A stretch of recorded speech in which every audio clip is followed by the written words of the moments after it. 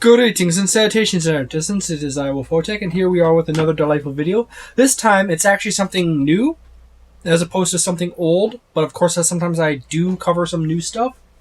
I recently had some items show up. But let's start with D&D Journeys Through the Radiant Citadel by Wizards of the Coast and various people they hired for this. This book is actually a bunch of mini adventures ranging from levels 1 to 14. It contains some new creatures and so forth. This is first printed June 2022. They have a 13 plus mark up here. So I guess we're getting into that quasi-mature territory. But anyways, you got the standard cover and the alt cover. I personally never buy the alt covers because it is literally not worth spending the extra $10 on a slightly different cover. I rather spend my money on like things that interest me or some new stuff that pops up. By the way, this is Goblin Slayer tabletop role-playing game right here. I'll cover that probably in the next video. But anyways, we got the table of contents, the section Welcome to the Radiant Citadel, the Radiant Citadel section, Salted Legacy, Written in Blood, The Friend and of the Hollow Mine, Wages of Vice, Sins of Our Elders, Gold for the Fools and Princes, Trail of Destruction, In the Mists of Minivishirsha, Between Tangled Roots, Shadows of the Sun, Nightsia Sexol, Hidden Destiny, or Buried Destiny actually, Orchids of the Invisible Mountain, and then Beyond the Radiant Citadel, and a section on stat blocks that actually lists out a short list of monsters. There is 1, 2, 3, 4, 5, 6, 7, 8, 9, 10, 11 new creatures for this book. This book is very much in lines with Candlekeep Mysteries, as it happens to be a selection of, as I said before, small adventures. So there you go. This book is pretty much entirely a Dungeon Master book. There's really no point for players to buy this book. That's it. For a player score, it gets like 0, maybe like 2 stars, and a DM score is much higher than that. So you have the section on the Radiant Citadel, a basic map of the main layer of the Radiant Citadel, and then you have on this page here, it has Court of Whispers, House of Convenience, the Keening Gloom, Palace of Exile. So there you go. And then this is a big image of the Radiant Citadel. Now, from a side view, however, if it looks like it's fuzzy, you know, it feels like it's really fuzzy, low resolution image. It is literally not my camera that is doing that. That is literally how it looks. It's like someone did some art, but they only took a photo of it in 250p. Because you can literally see the blockiness in parts of it. There's some really obvious spots where it's really pixelated.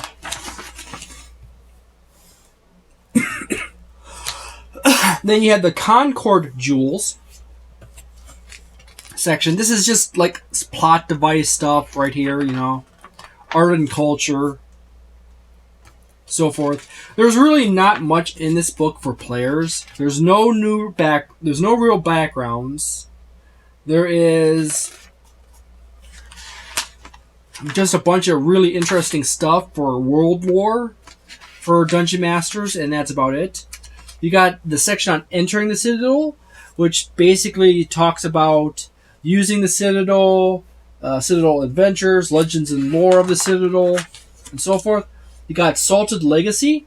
This is actually the first adventure for the Radiant Citadel. It's basically a fun little adventure where your party just happens to be in town and something happens and your players have to just chase around to find out what happened and take care of an issue. Really minor stuff. You got a little table, background table on the adventure and pronunciation table for various words.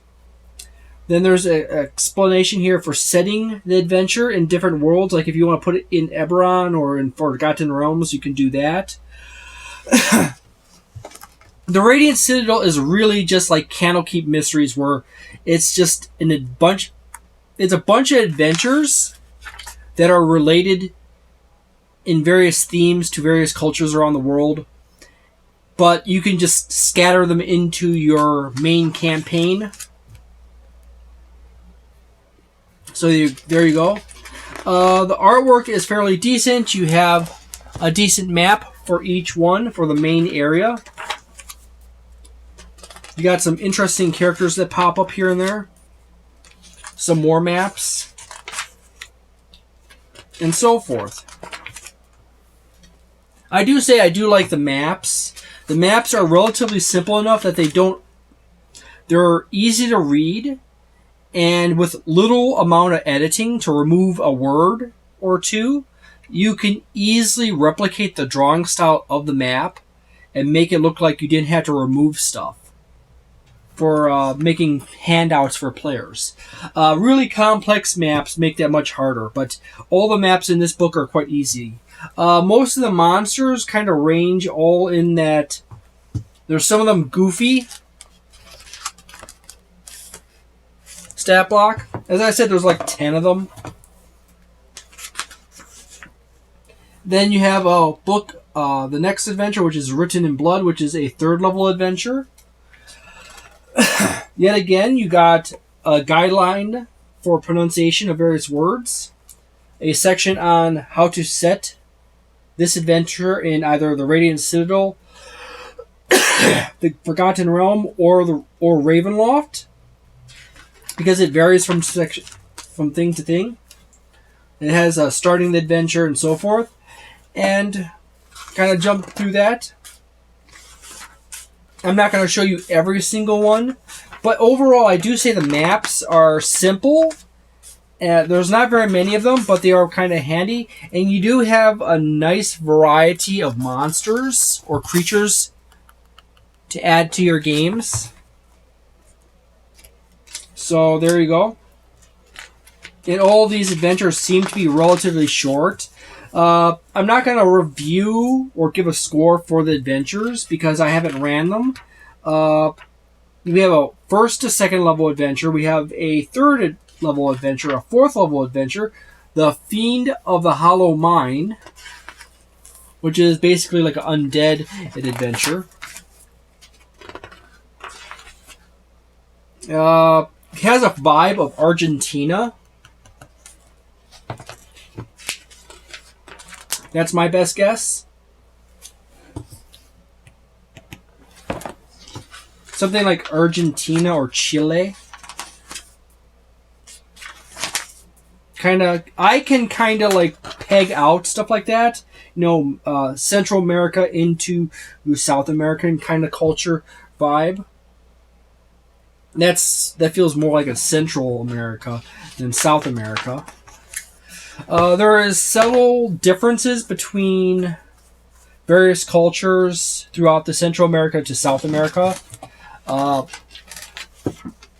Some of it is just like literally spotting the right type of hat. In fact, I'm thinking this is more Mexico, Central America in vibe than South America, because she'd probably be wearing a bowler hat if she was from Argentina instead of that style of sombrero. But yeah.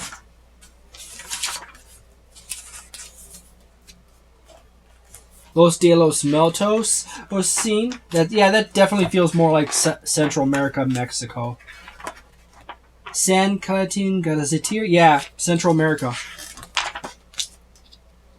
Wages and Vice, definitely an African vibe adventure. Yet again, it says starting this adventure is you have options for Through the Radiant Citadel, The Forgotten Realms, and Greyhawk.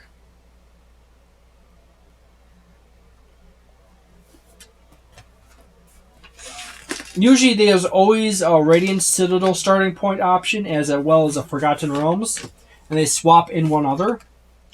That dress is more European than Africa. That's one of those common things you see in a lot of diversity-oriented books, is you get a lot of stuff that is more modern culture that gets inserted into classic culture, but is presented more as a variant of classic adventures. That's more of an Eastern style armor there. My guess is China. Yeah, definitely Chinese-based adventure. China or the general Asia, Far East Asia.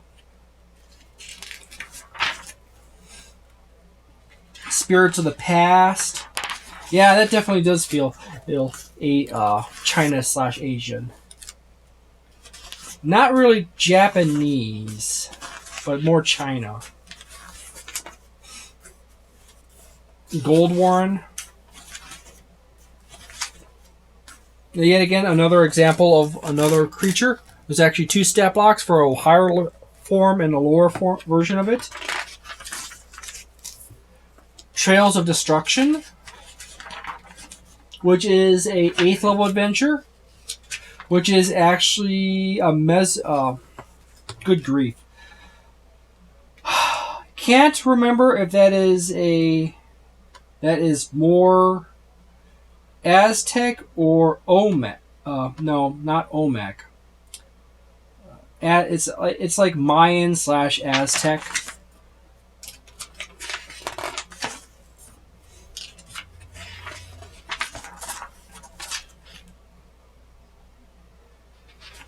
Inca. Those 3 cultures share a lot of common. Yeah, I'm thinking more it's Inca. More Inca vibe. Those 3 cultures have a lot of common design features. However, if you really dig down, there is really important differentiations in their cultures that when you pay really close attention, you can get to it. This is actually another one, In the Mists of Minivishera, which is actually a Hindi-styled adventure. Definitely more Hindi in vibe. Overall, not terribly bad. You got some conclusions here and there. You got at least 1 creature new. Typically, each one of these adventures has either 1 or 2 creatures that are new to it.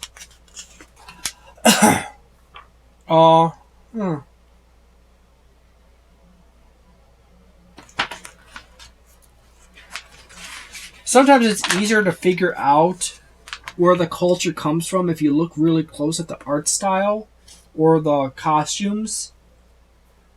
I could actually find out what it is from if I go ahead and look at the background information. And when Pengli Benoit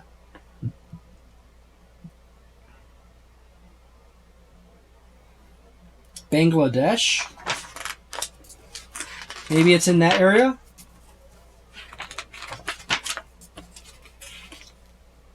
Still Eastern, just not Far Eastern.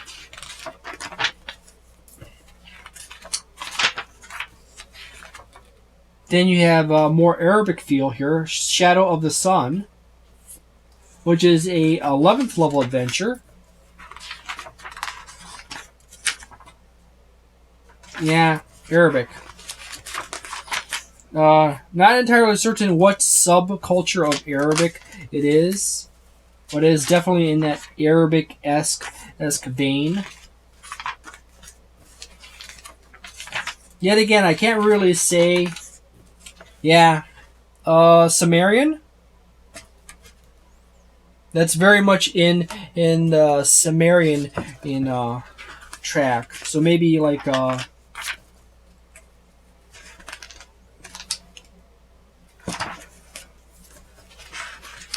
the Night Seas Score, which is a 12th level adventure, which I'm starting to get like Caribbean vibes for.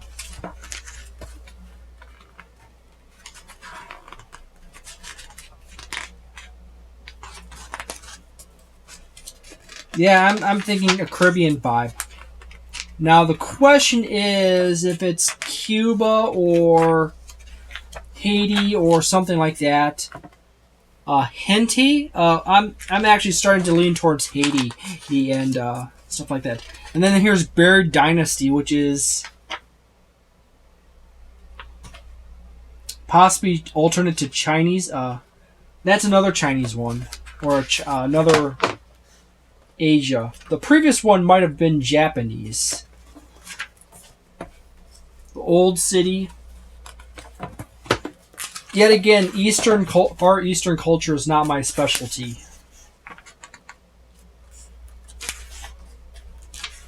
The Secret Grotto. Yeah, this is more Chinese. And then we go into Orchards of the Invisible Mountain, which is South America's probably Brazil. Yeah, that's what I'm thinking. Brazil. Elenos. Visit El Caprese. Yeah, feels like Brazil. I do say the maps are pretty good. Interesting art style. Some of the artwork seems to be slightly lower resolution in various spots. I have no clue why they, whatever artist that did that piece of artwork here and there, or uses a lower resolution, tends to make it just more ghostly or fuzzy. Beyond the Radiant Citadel, this section is basically just carrying on beyond, like, hey, there is other locations, other ideas for adventures you can do in other situations. But I say this is actually rather interesting. This definitely is a Dungeon Master book. It doesn't really provide anything of value to a player at pretty much at all. There's no magic items in this book. There's no magic items at all. Other than plot device items that don't really have extra special effects apparently for players. And then there is a lot of advice on running different cultures for Dungeon Masters. So I say if you want to go ahead and go down this route and use the Radiant Citadel as a starting point, or option it in as a jump off, uplift or take off point, like you started with Lost Mines of Phandalin or the Essentials Kit, and then you want to your characters find a special porthole that takes them to a special world, and they get to adventure around in that, and then branch off into different planes of existence or material planes. That might actually be a decent option in that. I actually have several players right now who are actually chomping at the bit. I mean, to get into like a Spelljammer or a multiplanar adventure.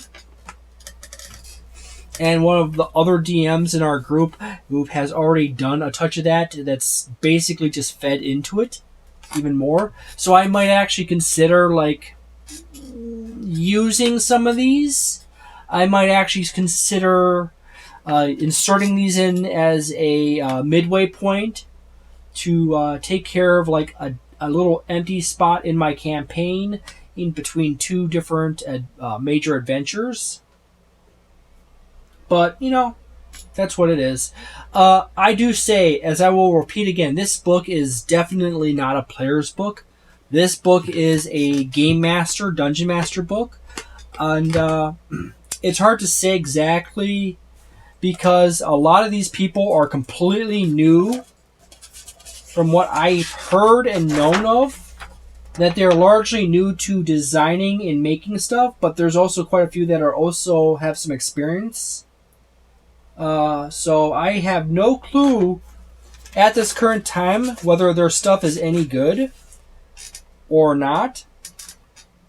It's one of those things that I literally had to literally sit down and actually try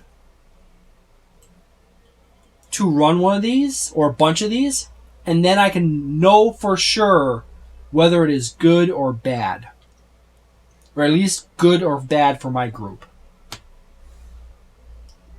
And some of these adventures actually are like a basic quick read over of some of the basic concepts of some of them actually would work for my group. I got a player that absolutely loves kobolds, and he loves to just do a lot of social screwing around with characters. He literally got into a dungeon and talked his way out of the dungeon from the back end forward.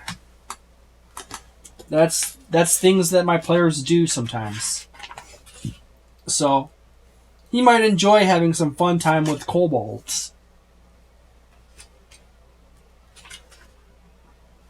So, there you go. It's hard to place a score on this. I do happen to know that this is really low value for a player and potentially much higher value for a dungeon master. I'm going to give a preliminary star score for a player as a 1.5 star for players and a potential 3 to 3.5 star for a dungeon master. Preliminary, as in, like, I'm being serious. I'm not entirely certain whether this is really good or just okay. And I have not run the adventures. And this is definitely a collection-a-thon of mini adventures for your players. So it's really important, unless you have played them and shared it with your played it with your players, and then go out and played it with another group and another group. It's really hard to give a firm score on something. But even for a basic framework for each of these little adventures, that is a nice starting point. And a good dungeon master or game master can take a basic framework and add in and adjust everything just right so it best fits their players. So there you go. As I said, player score is probably like a 1.5. There's really no reason for a player to buy this book unless you seriously just want to buy more books. For Dungeon Master, it's sitting in that 3+ star range, preliminary score. So there you go. Thank you very much for watching this video. I hope you have a delightful day, a nice night, a wonderful weekend, a magnificent month, and see you next time. And next time, I'm actually going to pull this out and page through this monster. Yeah. So see ya.